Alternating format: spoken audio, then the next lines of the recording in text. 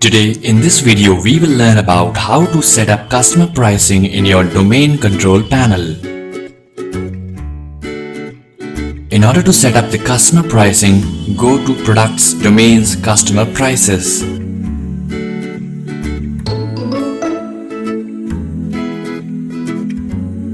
Click on the Create option given in front of the TLD. Now you can filter and sum up all the values with which price you would like to sell.